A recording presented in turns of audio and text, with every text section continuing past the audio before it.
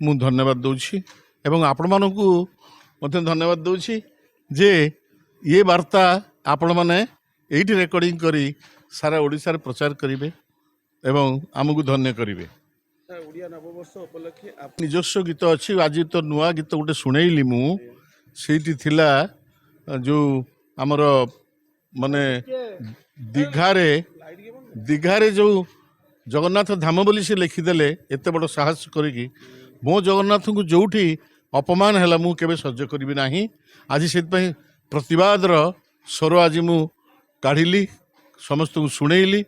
ସେ ପ୍ରତିବାଦର ସ୍ୱର ଥିଲା ଅଲେଖ ବିଶ୍ୱାଳଙ୍କର ଲେଖା ଏବଂ ମୋର ସ୍ୱର।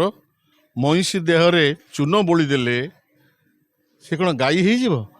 ଆଉ ଦୀଘାରେ ଜଗନ୍ନାଥ ଧାମ ବୋଲି ଲେଖିଦେଲେ ସେ କ'ଣ ଜଗନ୍ନାଥ ଧାମ କି ପୁରୀ ହେଇଯିବ? କେବେ ହେଇପାରିବନି ଆଜ୍ଞା। ମମତା ଦିଦିଙ୍କର ଇଏ ଦୁଃସାହସକୁ ମୁଁ ପ୍ରତିବାଦ କରୁଛି ଏବଂ ସାରା ଓଡ଼ିଶା ଏଥିପାଇଁ ପ୍ରତିବାଦ କରୁ।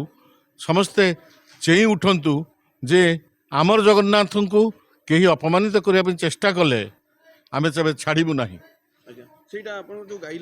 ବୋଳି ଦେଲେ ମଇଁଷି ଦେହରେ ଚୂନ ବୋଳି ଦେଲେ ଗାଈ ହେଇଯିବ କି?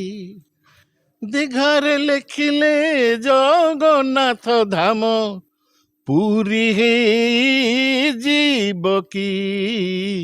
ମଇଁଷି ଦେହରେ ଚୂନ ବୋଳି ଦେଲେ ଗାଈ ହେଇଯିବ କି?